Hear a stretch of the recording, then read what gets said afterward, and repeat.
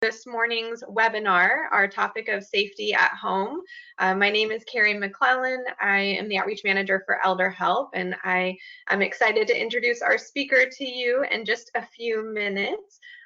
So let's go ahead and get started.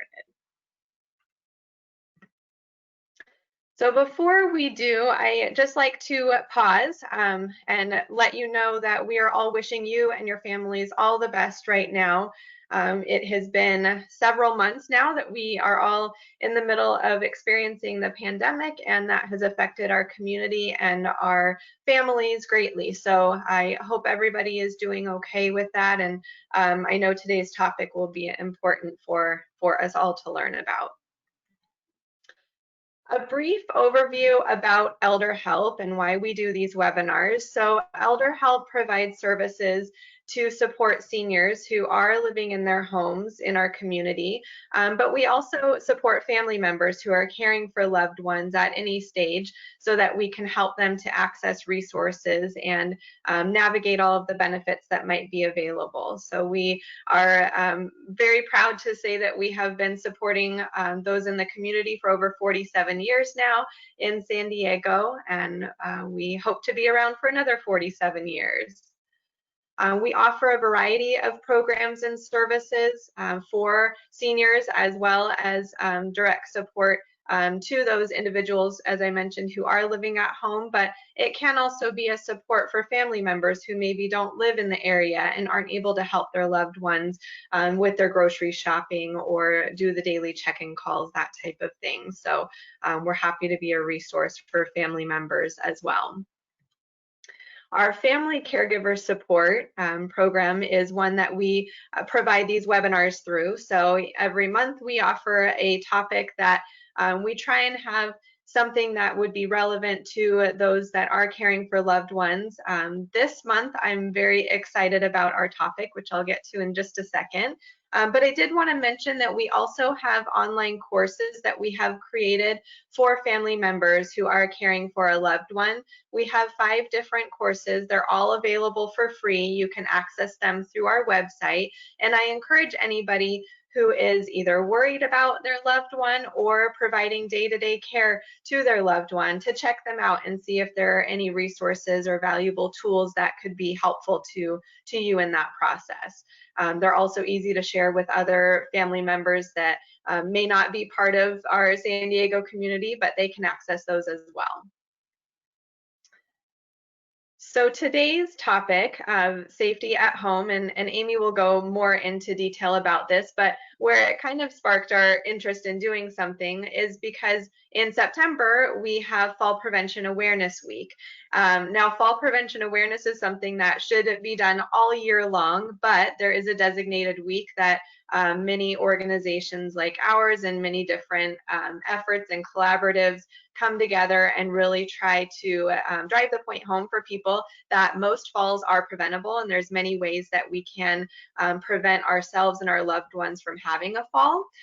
So this is something that I'll talk about in the closing slides about what we're doing here in San Diego and what would be available. But for today's topic, I know that Amy's going to cover a lot of different aspects about being safe at home, and fall prevention is one of those topics. So I'm very excited about her presentation today. So before I hand the baton over to Amy, one second, it looks like there might be somebody having trouble with audio. Hopefully, if you selected the choice for using your computer audio, that might work. Otherwise, you can log back out and log back in, and hopefully that will troubleshoot it. So before I toss the baton over to Amy, I would like to just share an introduction for you. So Amy Abrams, she has worked in the field of long-term care in San Diego for 20 years in care management, dementia care, and community health education. She holds a joint Master of Social Work and Master of Public Health from San Diego State University and is a certified positive approach to care dementia trainer. Amy is a longtime member of the Aging Life Care Association and serves on the board of directors for the National Academy of Certified Care Managers. She is a passionate educator and vocal advocate for aging and disabled adults, and currently serves as the Director of Education for Alzheimer's San Diego, a local nonprofit organization whose mission is helping families today while finding a cure for tomorrow. And it's always a pleasure to have you, Amy, as a presenter, and I know that our attendees will learn a lot from you today. Well, I certainly hope so. Thank you, Carrie, for the kind introduction, the warm welcome. It is always a pleasure for all of us at Alzheimer's San Diego to get to partner with ElderHelp on all sorts of community projects. And I, in particularly enjoy getting to do community education with you. So welcome to Safety at Home, everyone. As you heard, my name is Amy Abrams. I'm the Director of Education with Alzheimer's San Diego. And Carrie, I am trying to figure out how to advance my slides. Let's see. Okay, I am not touching a thing, so you should be able to. Okay. I'm hoping. Okay. It's real weird. Sorry. Did I do it? Okay.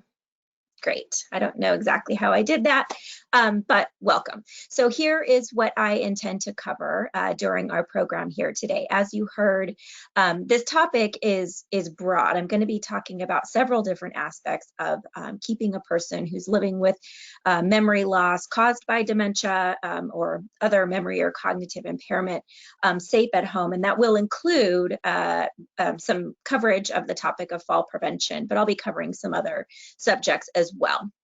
So I'm going to start by talking about why people living with dementia are at higher risk of all of these different safety concerns. I'll be brief on that subject, and then we'll really get into the topic of reducing falls, avoiding injuries around the house, staying safe with medications, wandering, and some other topics as well.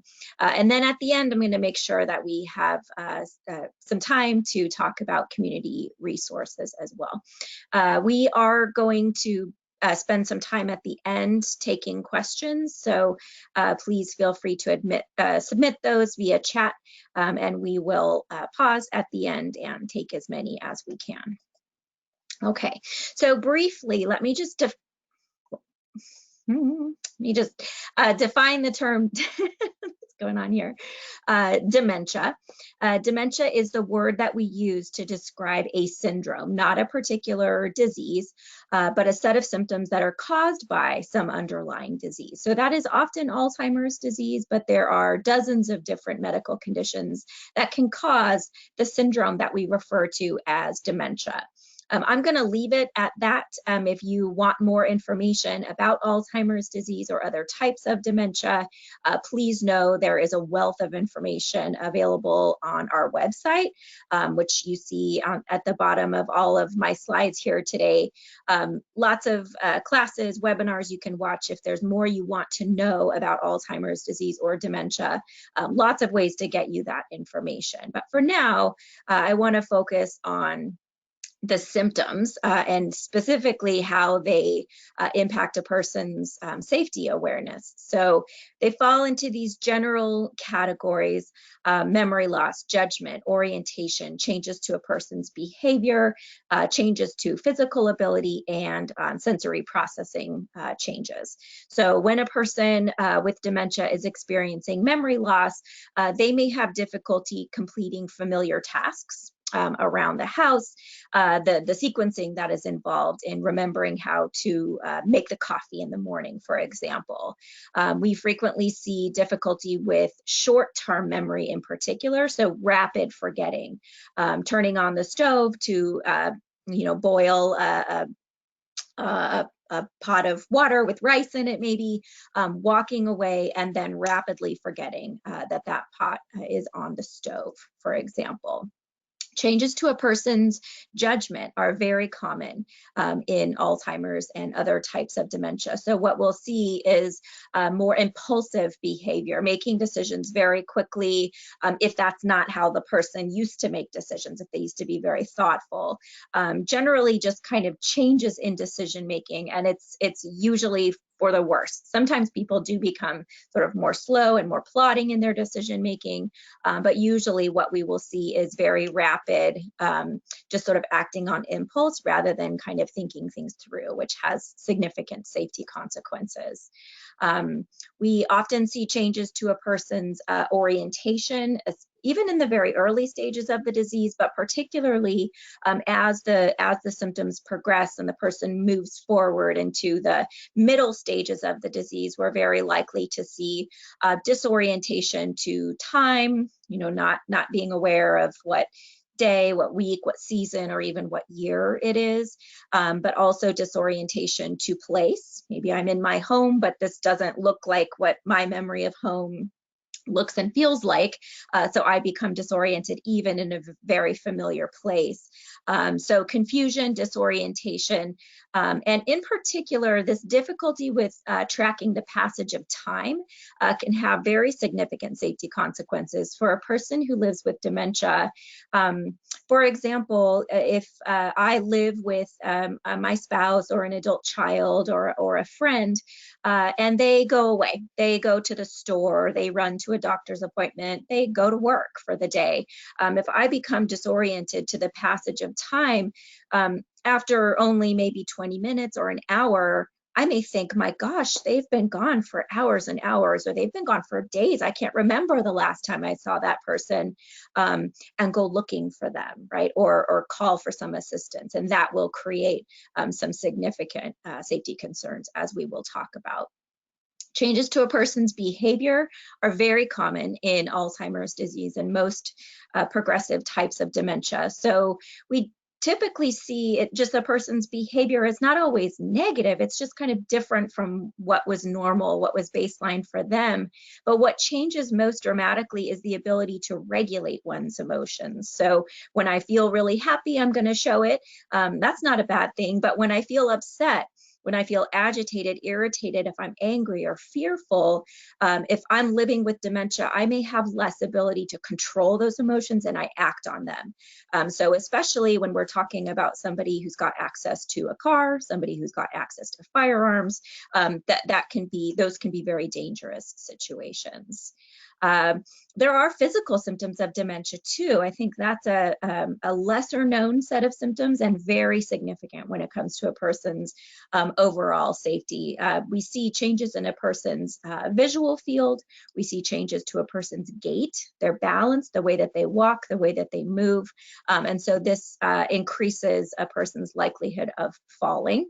And of course, there's also sort of increased muscle weakness, less general the reflexes just sort of generally slow down. So if there is a fall, if there is an accident, a stumble, a person is less likely to be able to recover from that safely.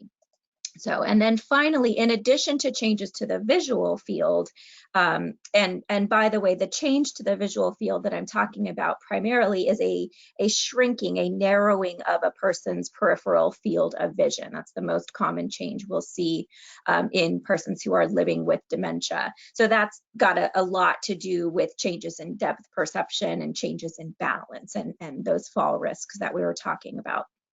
But in addition to that, we will also see changes in just how people process sensory information more broadly, right? So it's my ears that allow me to hear a siren as it goes by, but it's my brain that tells me that's a siren, right? That means that's an emergency vehicle. If I'm driving a car, I need to pull over, for example. That's the sound of my smoke alarm. That means I need to get out of here, right? Or I need to find the source of the smoke or what's making the alarm go off. So your ability to smell, to take in information through your skin, gosh, it's warm in here. I should probably take off a layer of clothing. All of that sensory processing ability is impacted by dementia and will affect a person's ability to be safe on their own. So, okay. So when we're talking about keeping a person with dementia safe at home, it's really important that we kind of take a deep breath and step back and realize we can't put anybody in a bubble, right? We can't wrap ourselves or anyone we love in bubble wrap and make sure they're never going to get hurt. They're never exposed to risk or danger. That's just, life doesn't work that way.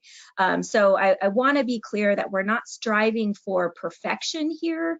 We're trying to prevent as many accidents, as much injury as we can by controlling what we can in the home environment or when we're out in the community. Those things that we can't control, can we make little adaptations? I'm going to be talking with you about some ways we can adapt the environment when we can't, perfectly mitigate or prevent something from happening altogether. Our goal here is reducing harm, right? Helping the person feel as autonomous as they can, minimizing risk, but recognizing that risk is just a part of life, unfortunately, for all of us. Let's see. There we go. So a common question that we that we face at Alzheimer's San Diego. Can I get that to go back? It's tricky with me today here. Okay, sorry for all the back and forth here with my slides. A common question that we are asked here at Alzheimer's San Diego is, I'm living with early dementia, or I'm caring for somebody who's living with early dementia.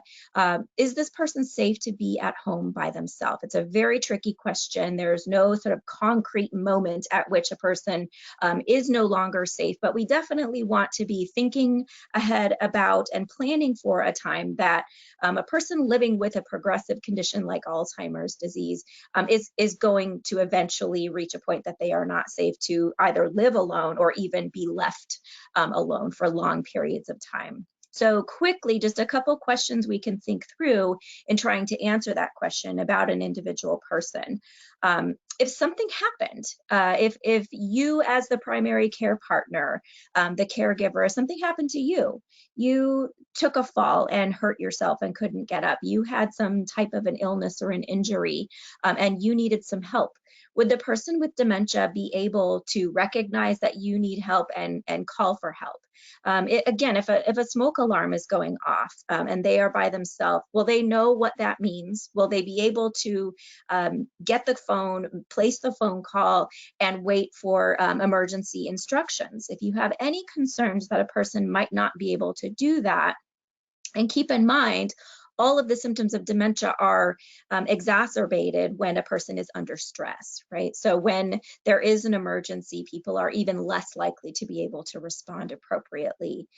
If you have any reason to suspect that someone might not be able to do any of those things, recognize that help is needed, call for that help, and then wait for the help to arrive and be able to accurately describe what happened to a first responder, for example. If you have any doubt about that, then this is definitely not a person who should be living alone, and probably someone who should not be left alone for even pretty short periods of time. Also, we're going to talk a little bit more about wandering as we go along here, but for anybody who ever has wandered, the risk of wandering happening again is very high, very likely. So if this is someone who becomes disoriented or confused when they're under stress, or they have a history of getting lost, of wandering, then that is definitely somebody who should not be home alone. Okay, so here are the topics I'm going to be covering today. Preventing falls, as you've heard, avoiding injuries and medication issues, elder and dependent adult abuse, driving, firearm safety, and then that topic of wandering. So we'll start with falls, a huge risk in the general population. 1 in 4 people over the age of 64 with or without dementia will experience a fall annually, and that number is even higher. It's about 1 in 3 for people who are living with dementia, at least the most recent statistics that I have seen locally. It is the leading cause of emergency department visits, and a leading cause of injury-related death, and just generally sort of the loss of independence. A lot of folks who are living in skilled nursing facilities permanently on an ongoing basis, it was a fall and the health consequences, the physical consequences and related health complications that led to that institutionalization. So falls are a very significant risk in the older adult population generally, but even more so in people with dementia. So briefly, who is at risk of falling, right? You're not at risk just because you reach the age of 65. There are all of these other factors that contribute, right? Balance and mobility changes, some of which are a normal part of aging and some of which may be related to the dementia, as I described, that sensory impairment, right? Challenges with depth perception, hearing loss, untreated hearing loss is associated with significant fall risk as well. General frailty, muscles getting weaker, being more stiff. That again makes it easier to experience the fall and harder to recover from the fall when it happens. Being hungry, being poorly malnourished, or being dehydrated. I think dehydration is a big one. It will cause dizziness, changes to blood pressure, and frequently result in falls. Medications, many medications have dizziness and specifically fall risk listed as a side effect of that medication.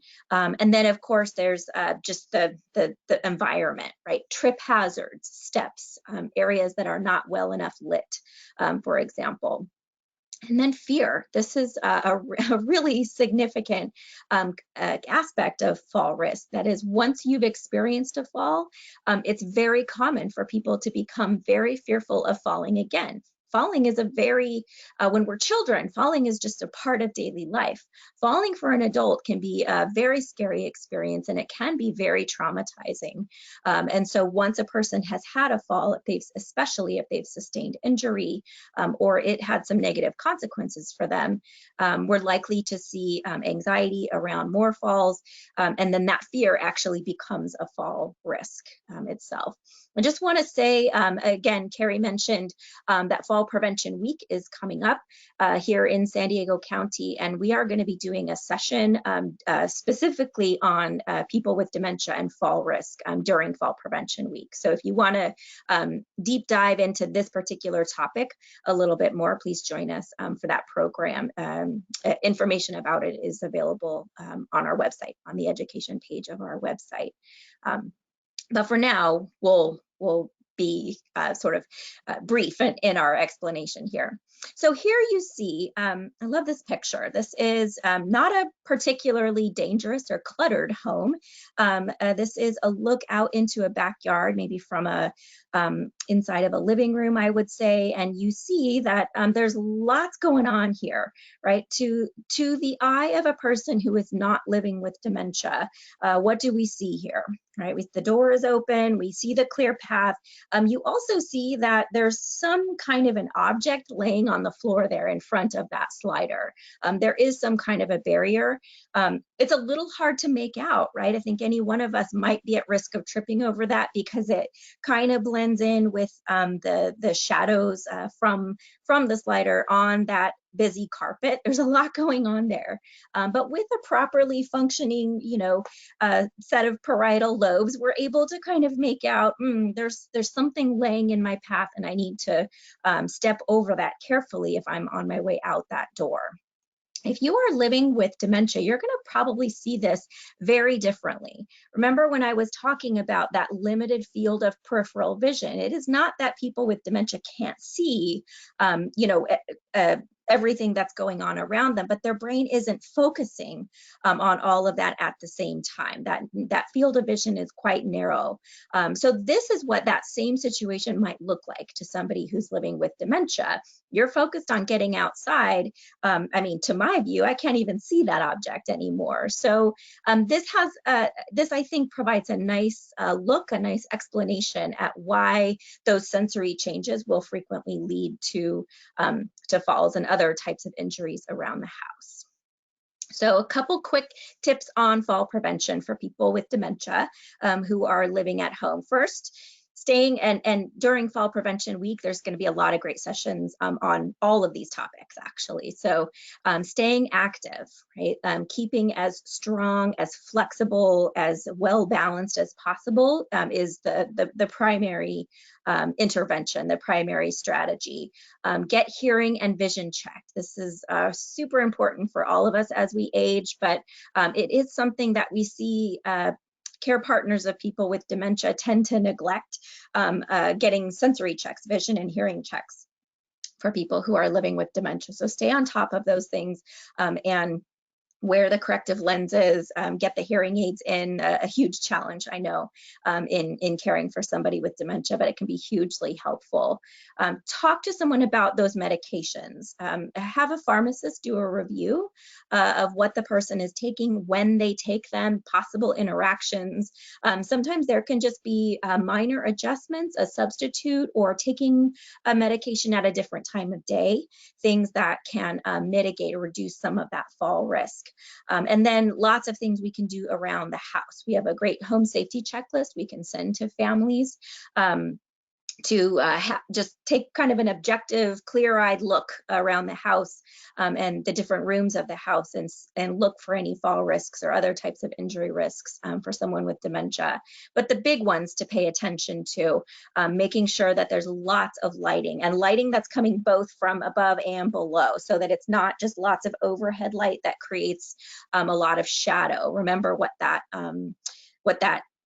that image that I showed you looked like, right? With all of those shadows, can be very difficult and confusing for a person with dementia to navigate. Removing obstacles and clutter, right? Just not having that thing laying in front of the sliding glass door would be a huge improvement. So removing as much obstacle and clutter as you can, making sure anywhere that there are steps, even just one step, that there is a handrail, that there are railings on both sides of stairways, for example, and the installation of what we used to call grab bars. Now we call them balance bars, right? I like that terminology a lot. We're hoping that you're using them for balance, not just grabbing onto them when you're falling. The installation of balance bars in bathrooms, kitchens, those types of places where falls are likely to happen, making sure that flooring is safe. If it's possible to install softer flooring, that's terrific. If not, right, doing what we can to mitigate the slipperiness of surfaces, wearing shoes or socks with non-skid bottoms around the house. Again, you'll get lots of good tips on all of these things if you're able to attend any of the lectures related to Fall Prevention Week. But these are kind of the big ones, the most common pieces of advice. Falls are not the only household injury we need to be thinking about. We have to consider a person's access to appliances, right? Maybe it isn't safe anymore for a person to be using the stove or the oven independently. The burners of stoves can be covered. Locks can be installed on ovens. Access to sharp objects, right? The set of kitchen knives, maybe not safe to stay on the kitchen counter and visible and accessible all the time anymore. Tools, sheds, equipment, right? The chainsaws, whatever type of equipment the person may have had access to. Often we need to limit their access, or just make sure that they have support and supervision when they're using those objects. Disabling the internal door locks. This is sort of a simple but very important suggestion that we have for anybody who is living with a person who's got memory loss, Alzheimer's disease, other types of dementia. We don't ever want people to be locked in rooms, in houses, in cars. It's really important that we not mess with those external locks. They need to be able to get out in an emergency. Similarly, it's very important that you as a care partner always be able to reach them in the event that something is going on. If they're in the bathroom and the bathroom door is locked and you can't reach them and they sustain a fall, right, there could be serious consequences for that. So just simply disabling the internal door locks so that bedrooms, bathrooms, garage doors, right, the internal doors, so that those don't lock, and you'll always be able to reach somebody in the event that they're experiencing some kind of a problem. You can regulate water temperature. You can set the hot water heater in a house or in an apartment so that it can't get hotter than, say, 120 degrees or so that the person can't accidentally scald themselves on a faucet water or shower water that is too hot. Similarly to how we might child-proof a home, you can think about, where those household chemicals are stored, thinking about food safety, clearing out, old food regularly, but also if there are food, beverages, alcohol, for example, or high sugar food for somebody who's got blood sugar control issues, if there are food, beverages that the person just shouldn't have access to, right, keep them somewhere else where they just don't see them. When it comes to people that are living with dementia, often just keeping things kind of out of sight is the easiest intervention. Medication safety, a big concern for all of us. Anyone who's taking more than just one or two medications is really at risk of having some problems in keeping them straight, keeping them organized, making sure you're taking the right thing at the right time. But then you layer on all those symptoms I was talking about: memory impairment, judgment problems, difficulty with sensory processing. What exactly is this one? Is this yellow or is this peach, right? Which one of these pills is this one?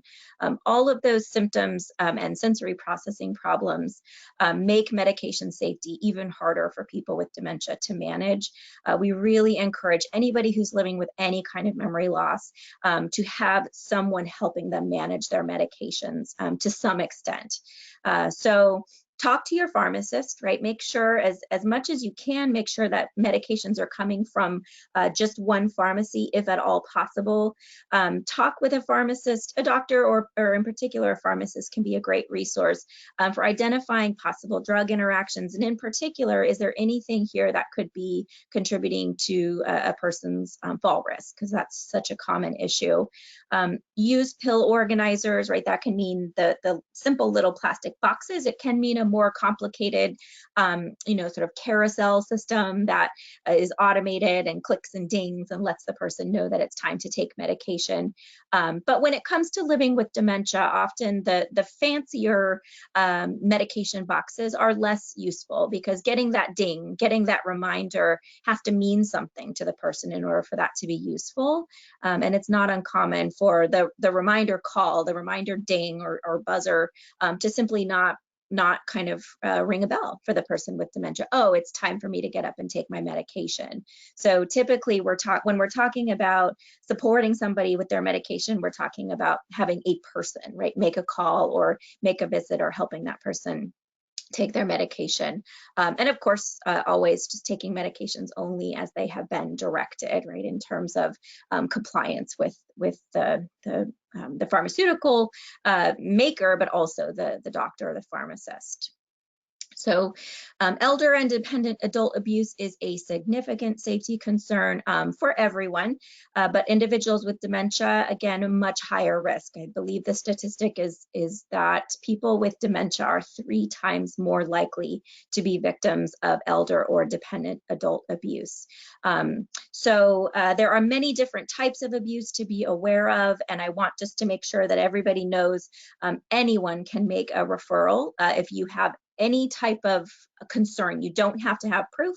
You don't have to have evidence. If you've got any concern, suspicion that somebody is potentially a victim of elder or dependent adult abuse, you can make those reports to the San Diego County Adult Protective Services. So the phone number is there. You can reach them through any of our agencies. We can connect you if you have a concern and don't happen to have this phone number handy.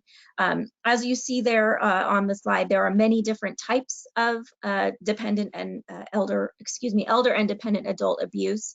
The 2 most common issues that we see in people that are living with dementia are financial exploitation, right? Somebody being taken advantage of, swindled, or just straight plain old stolen from, and self-neglect, not being able to, we're all sort of capable and allowed to make bad decisions for ourselves, right? The example I like to use is, if I just choose from here on out, I'm going to eat nothing but Oreo cookies, right? That's just what I'm going to survive on. If I'm making an informed choice to do that, right? I understand the health consequences that that's going to have, and I'm making an informed decision, that I'm allowed to do that.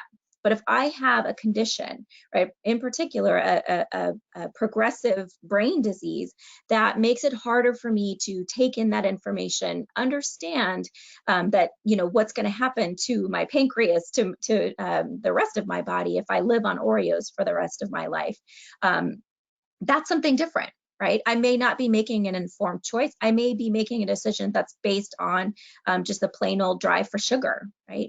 If that's the case, then I'm probably not making an informed choice, and that's a form of self-neglect, right? So it's complicated, it's tricky, but getting adult protective services involved can be a very helpful strategy. Driving. This is a big topic. We have whole programs devoted to the topic of driving and transportation alternatives at Alzheimer's San Diego. This is a hard one because it's similar to firearms. It's such a highly emotionally charged topic, right? Driving is access to cars and the ability to drive them is very important to most adults, but in particular, maybe us here in Southern California. We just have to recognize that although getting a diagnosis of Alzheimer's or another type of dementia does not mean an automatic revocation of driving privileges, there is a law about that. A doctor in California does need to make a report to the county that goes on to the DMV when they make a diagnosis of Alzheimer's or another dementing illness, in the words of using the DMV's terminology. A report is made. That is not an automatic loss of driving privilege. So often people with, you know, very early dementia, while the symptoms are still mild, can still drive safely. But we absolutely have to be planning ahead for a time that will not be the case. That is just the nature of these progressive conditions. Frankly, most of us, with or without dementia, most of us are going to outlive our ability to drive safely. I believe the statistic is somewhere around 3/4 of us. So planning ahead for a time that you're not driving is a really important sort of life planning event, something that we should all really be engaging in. So we just have to acknowledge the physical and cognitive changes related to dementia are going to affect a person's ability to drive safely. Talk with the doctor about any concerns that you have. Contact the Department of Motor Vehicles if you need to. Individuals can request that a person be reevaluated directly from the Department of Motor Vehicles. So if I'm concerned about my spouse or my parents and their doctor has not seen them, or they haven't made a report, or they've made the report and nothing happened, sometimes that happens, I could actually make a direct request of the DMV that they reevaluate the person that I'm concerned about. Doesn't mean they'll do it, but I do have the ability to make that request. Most importantly, I think we don't want to just have a conversation about not driving, right? You're taking away the car keys and removing a person's access to transportation is a significant life event, and it can result, it often will result in really significant changes to that person's well-being, right? If they can't stay connected to the people, the places, the activities that they really enjoy, that are important to them, that keep them active and moving and healthy, there's going to be serious consequences in the form of isolation, maybe some health changes too. So it's important that we do some research, find local transportation alternatives first. Before we just take everything away, we need to also be able to say at the same time, I think you should stop driving, and here's what we're going to do instead, right? Have a plan, whether it's I'm going to be the primary driver, or I've identified a nice volunteer from a local senior center or social service organization that can help out. Having a plan is a really important part of that conversation. And then firearm safety, it's very similar, actually. People have the same deep emotional attachment to firearms and the use of firearms. So these conversations can be very difficult, but again, It's just a reality we have to face. Cognitive impairment related to a progressive condition like Alzheimer's or other forms of dementia is going to limit a person's ability to use firearms safely. So certainly consider removing the firearms altogether, transferring ownership, which is tricky and not always easy to do, but can certainly be done.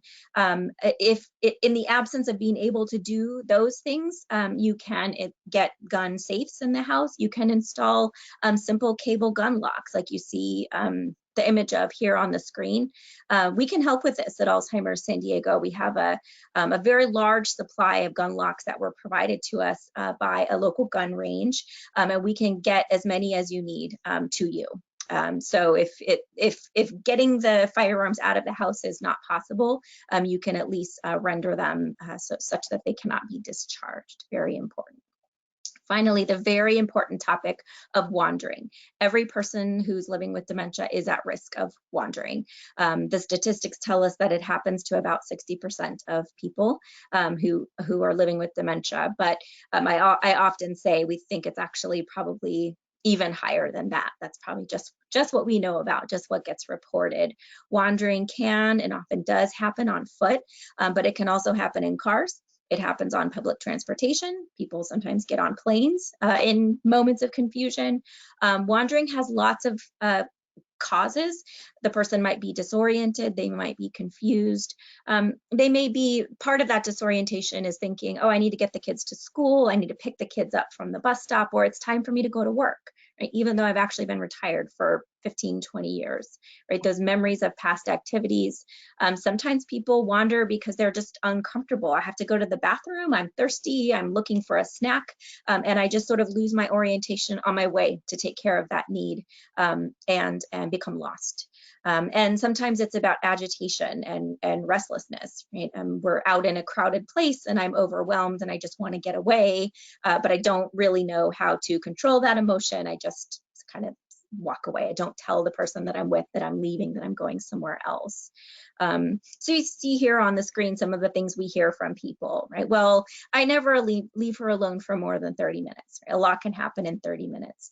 He's lived in this neighborhood, you know, his whole life. There's no way he'll always be able to find his way home, right? Don't underestimate the power of those moments of disorientation and confusion. Right, I always make sure she tells me where she is going. Right, well, that works as long as she remembers, you know, in that moment where it is that she told you she was going. It's entirely possible she had every intention of going there, but ended up going in a different direction. Right, so it can happen to anyone, and it does happen to most people. What can we do to reduce the risk? We can limit a person's access to cars, right? Making sure that the vehicle is parked out of view or they just don't see the car keys. Avoiding those locks, as I was talking about before, but installing an alarm or just a light little chime, installing room monitors, ways of knowing that a door has been breached, that the person has walked out, so that somebody is alerted to that and can go check on them and accompany them, or, you know, corral them back in if possible. Get those things, in addition to keys, keep those things that suggest leaving away from the doors. So don't keep the shoes and the hats and the wallets and all of that right by the door. Of course, most of us do that because that's very practical. But if you've got somebody who's kind of got it on their mind, got going through that door on their mind, keeping those things out of view may really help prevent some of that sort of rumination on, I got to get out of here, I got to go somewhere. You can camouflage doors, paint them the same color as the wall, right? So that they're just not quite so visible, or, you know, put something, again, paint the doorknob the same color as the door. So it's all still usable. There's no fire hazard, right? In the event that there was an emergency, the door's still open. They're not locked and you don't have to go, you know, find a second key that's hidden somewhere. You can still get out in an emergency, but it just sort of takes the person's mind off the presence of that door or the doorknob. And then just thinking about all those reasons I mentioned before, why a person might wander, doing what you can to kind of stay ahead of that. The unmet needs, are they hungry? Are they thirsty? Are they restless? Do they need a little more activity?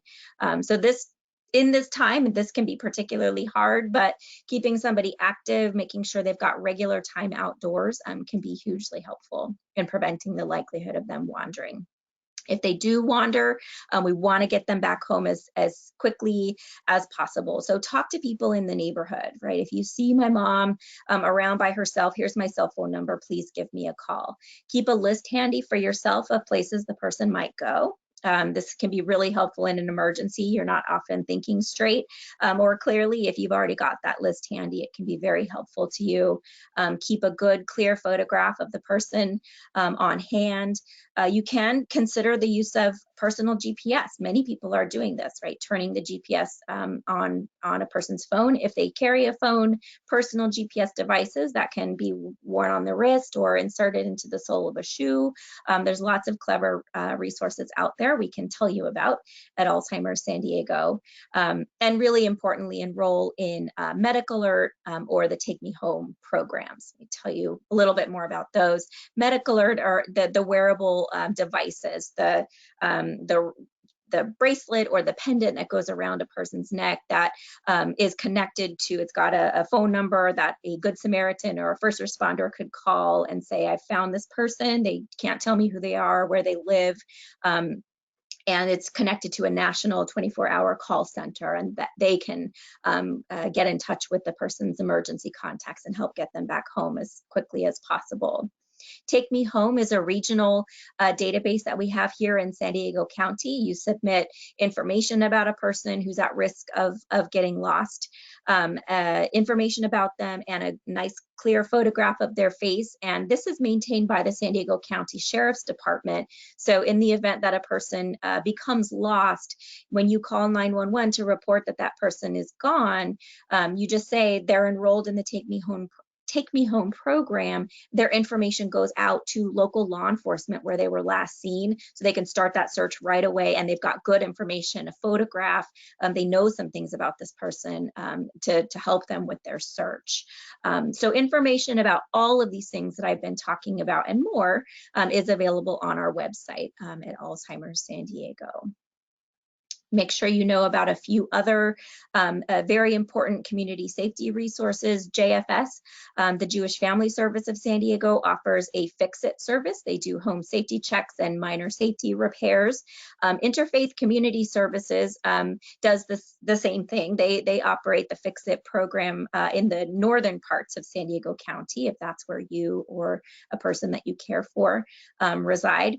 And then, of course, our friends at ElderHelp, they have an amazing array of programs, home safety inspections. They can send volunteers out to make modifications, install those handrails that I was talking about, the balance bars.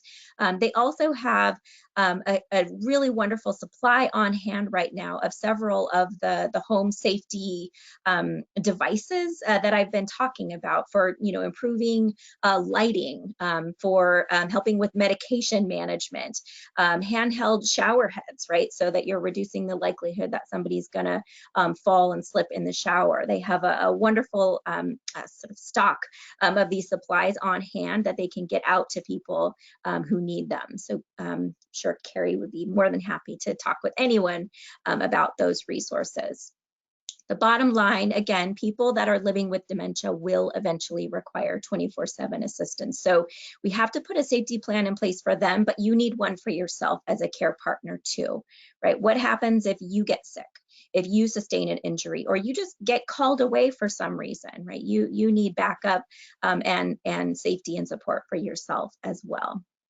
That is one of the reasons we exist as an organization. We have a whole array of free programs, services, supports that are available to anyone who's living with any kind of memory loss, Alzheimer's disease, any other type of dementia here in San Diego County, or someone outside of the county who's caring for someone who's here. Please get in touch with us if there are resources we can provide you, home safety checklists, connection to physical therapy who might be able to do a home safety evaluation, medication safety information, the gun locks, right? Any of these programs, please let us know. We are here to help. With that, I will give Carrie remote control back, and I'm happy to answer any questions that have come in. Thank you so much, Amy. I always feel like I just learn a wealth of information from you, and today was no different.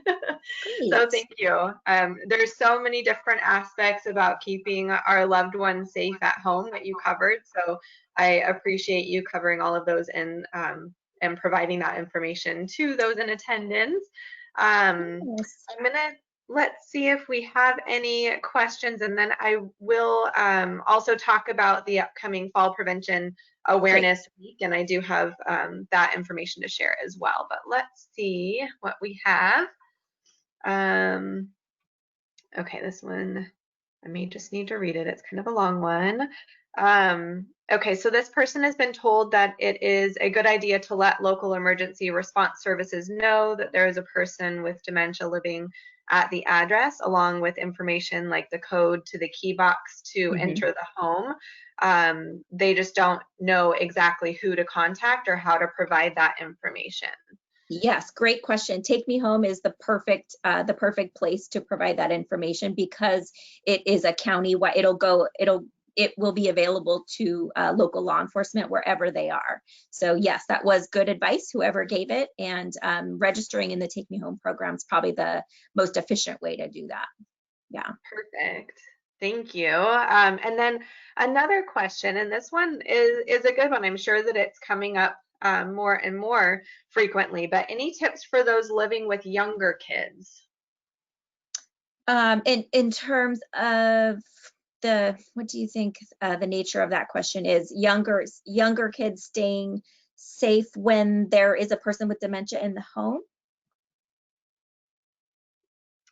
Let's see, maybe they can elaborate a little bit on that. We'll come back to it. Yeah, I mean, And then I'll is just say very broadly, very generally, until I know the nature of the question a little better.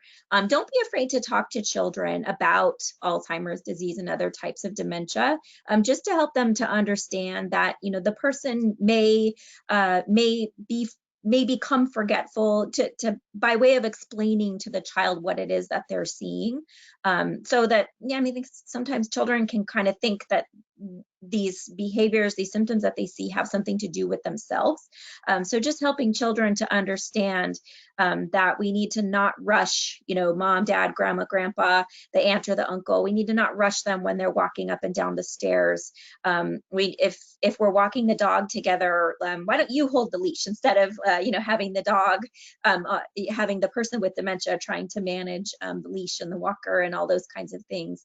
Kind of enlisting help from the child and allowing them to understand what's happening to the extent that they can, right? It depends on their age and where they're at, can be really helpful.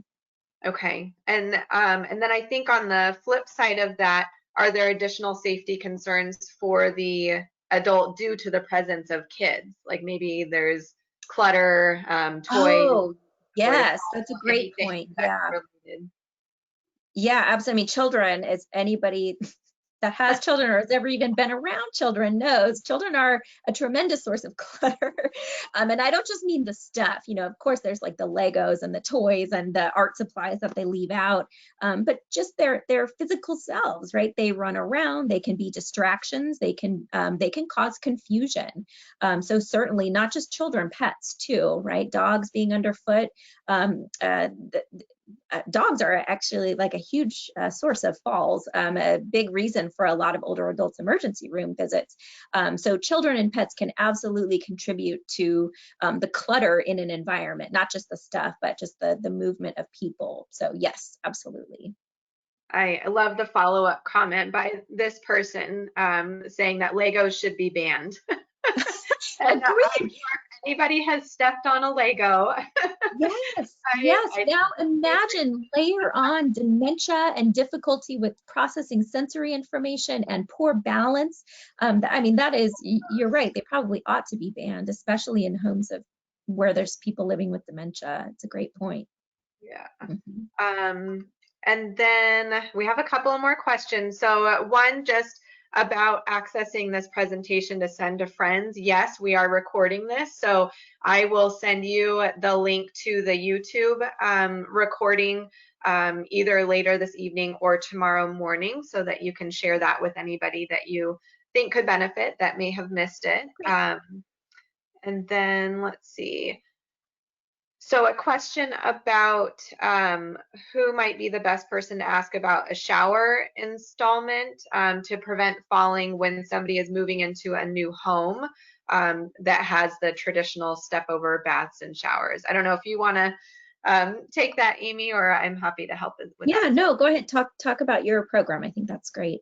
Well, I know for ElderHelp, and Amy did touch on this as well, we have a home safety and maintenance program that we offer.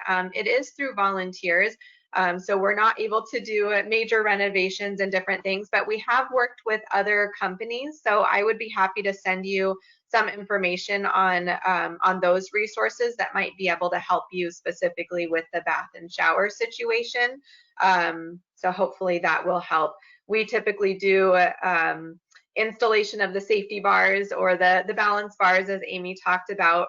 Right now, unfortunately, due to COVID-19, we are not entering the homes of seniors just to prevent that in-person contact, but we are trying to do what we can from afar and offering that support. So yes, Yeah. I will send you I'll that just add too, for things that are beyond minor modifications, there's something called a certified aging in place specialist, CAPS. These are professionals that are out there, usually contractors, but other types of professionals too, who can work with you on renovations and remodels, specifically with safety and things like universal design in mind. Yeah. All right, and then let's see. How would you feel about having a fire drill, including a smoke alarm, in the home of a person with dementia? Is the question. Well, smoke alarm, absolutely, yes. Whether the person would be able to respond to it or not, you definitely want to have smoke detectors and carbon monoxide detectors in the home as per usual sort of safety standards, no matter what. In terms of doing a fire drill, I think it's very person specific. That actually might give you some interesting insight into the person's safety awareness and their ability to respond in an emergency. I think if you could do a fire drill in a way that didn't scare the person, didn't overwhelm them, it's actually a really terrific idea. But it will give you some good insight into, what might happen, and not just in a fire, but in some other kind of an emergency situation. But I'd say think that through, right? Depending on the person, and if you have concerns about whether or not you should try that, call our office, or one of our social workers could sort of talk you through, your specific person, where they are in the disease process, and how that might work, and whether that might be effective. But generally speaking, I think it's a pretty good idea. Great. Thank you. And then the only other question it looks like that has come in so far is about finding the safety checklist. Yes, I can. How about this? I can send it to you, Carrie, if you want to send it out to everyone. Or you can contact our office. You can call Alzheimer's San Diego or email us, and a social worker can send that to you. It's just a simple PDF document. So I'll send it to Carrie, and then she can send it out to everyone. Great, thank you. Yeah. All right, I'm going to keep moving on, and if we have any other follow-up questions, please feel free to submit those.